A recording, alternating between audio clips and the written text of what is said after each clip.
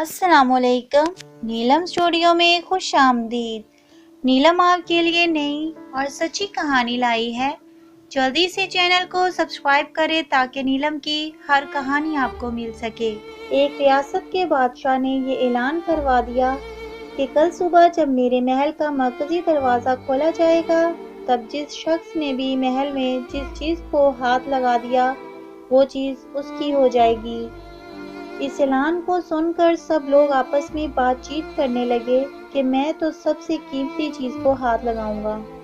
کچھ لوگ کہنے لگے میں تو سونے کو ہاتھ لگاؤں گا، کچھ لوگ چاندی کو تو کچھ لوگ قیمتی زیورات کو، کچھ لوگ گھوڑوں کو تو کچھ لوگ ہاتھی، کچھ لوگ دودھ دینے والی گائیں کو ہاتھ لگانے کی بات کر رہے تھے۔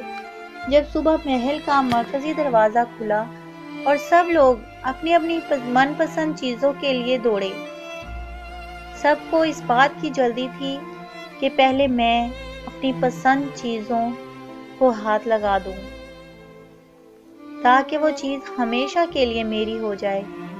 بادشاہ اپنی جگہ پر بیٹھا سب کو دیکھ رہا تھا اور اپنے آس پاس ہو رہی بھاگ دوڑ کو دیکھ کر مسکرا رہا تھا۔ اسی وقت اس بھیڑ میں سے ایک شخص بادشاہ کی طرف بڑھنے لگا اور آہستہ آہستہ چلتا ہوا بادشاہ کے پاس پہنچ کر اس نے بادشاہ کو چھو لیا۔